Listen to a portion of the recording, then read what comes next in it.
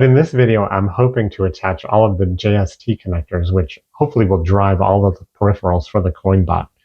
You can see here on my silicon mat that I have the JST connectors lined up and ready to solder. The 2-pin connectors are going to be used to wire up the limit switches that will allow the stepper motors to home. And the 3-pin JST connector is going to be used to drive the addressable LEDs that light the coins in the coin studio. And I have the software set up so that one 3-pin connector can drive all 50 LEDs for both the bottom and top studios. I'm not sure if we'll get to testing this evening. I know I've overestimated in the last few videos how much I can accomplish in one evening, but if I get these soldered on and soldered to the peripherals, I'm going to be very happy. So we'll see how far we get. And as always, I need to put my glasses on so I get about 50% smarter. Here we go. I have a female connector here in my left hand and a male connector in my right hand. I'm going to attach the female JST connector to one of the limit switches and the male to the other, and that way you can't mess up which ones you connect. The first lead attaches to pin 22 on the Raspberry Pi motor stepper hat, and the second lead attaches to ground. I'm just going to mark those out. And I want to leave as much extra wire on both of these as I can. That will allow me to route the wires into the actual CoinBot pretty far. Put a little black mark on there. You can kind of see that. That's going to be my mark for where I want to strip the wire. But we're going to actually cut the wire with a little extra length there. And see it's beyond the mark that I made. And then we're going to go back to the wire strippers and cut it off at the mark. You see that I have a good amount of the insulation cut off there. Both of these connections are both stranded wires. So I am going to tin those wires first.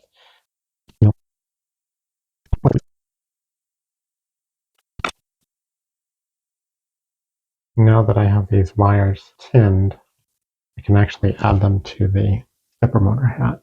I stuck a piece of painter's tape on the bottom of that so you can see it. The ground has a little wire poking through it, and pin number 22 has a wire poking through it, so that's going to be perfect for this limit switch. Flux in both spots.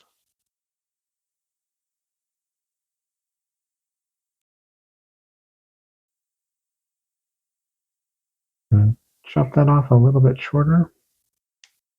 I bent those at 90 degrees and I want to tin both of those wires. Put a little flux on both to make sure you get good heat transfer. Apply a little bit of solder to both. And again, you can just barely see a wire sticking up out of pin 13. And also another one here on the ground. Little flux.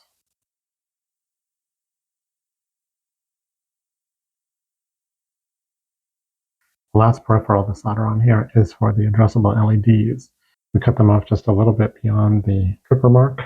We strip the wire actually on the mark. We're going to add some flux and tin all these wires again.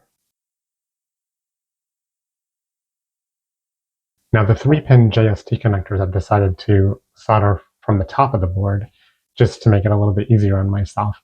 And so we'll see how that goes here in just a second. The yellow data pin I can actually connect to that little solder blob that's right at the end of that resistor right there. And again, this JST connector, you can again see a little piece of wire poking out right there and another one right there. We need to solder both of those. So we add some flux.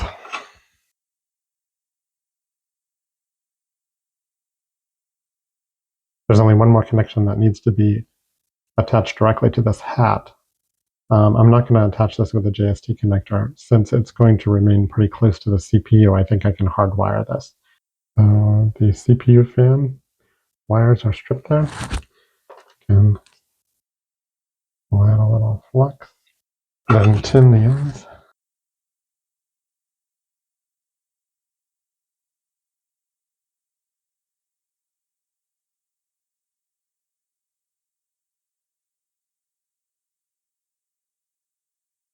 So now I think we have everything necessary to operate the CoinBot, at least at a very preliminary stage. So all the JST connectors connected or were soldered on without too much trouble. So that's kind of nice for a change. But you can see that I soldered the the 3-pin JST connector directly to the top of the board. The other 2-pin connectors I attached to the bottom of the board. And I also attached a CPU fan to this. Now, the other thing that I want to do in order to neaten this up just a little bit is I'm going to add just a couple of dabs of hot glue just to organize the wires a little bit better and make sure that they're held down.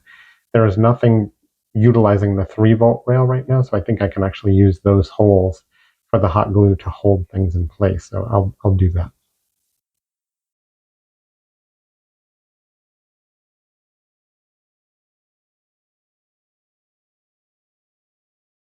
So now we just have to wait for the hot glue to harden.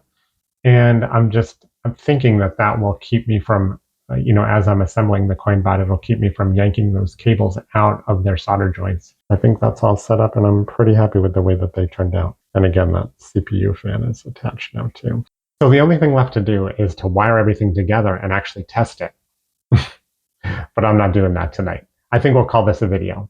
Today is day 19 of a 30-day challenge I've given myself to post a video to YouTube every day in the month of September. And as I've said in the past few videos, if you have any feedback for me about how I can make better solder connections or make better videos, please leave a comment down below. But for now, that's my 2 cents. Thanks for watching, everyone. Have a great night and stay awesome.